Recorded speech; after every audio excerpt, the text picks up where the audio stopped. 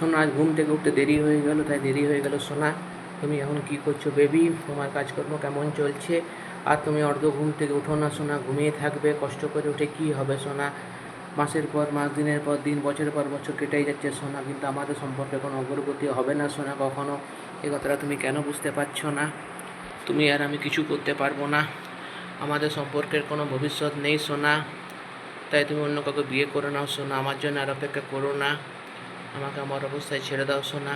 কি করে? কিছুই তো হবে না। আমাদের সম্পর্কের কি ভবিষ্যৎ আছে, কি মূল্য আছে?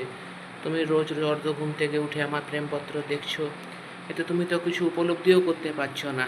একতরফা ব্যাপারটা ঘটছে।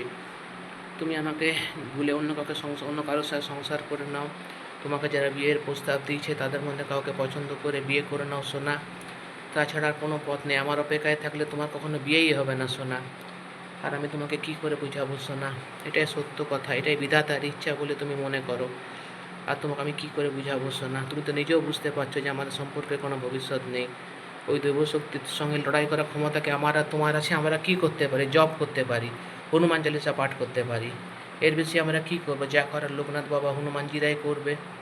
তো বুঝতেই তো পারছো, 15 বছর 4 মাস হয়ে গেলো, যখন ওনারাও কিছু করতে পারছে না, তখন ধরে নিতে হবে যে আমাদের সম্পর্কে কোনো ভবিষ্যৎ নেই। এটাই তো একটা যুক্তিপূর্ণ কথা। আর এর থেকে বেশি কী বা তোমাকে আমি বলতে পারি? আর তুমিও তো বুঝতে পারছো ব্যাপারটা সম্পূর্ণ।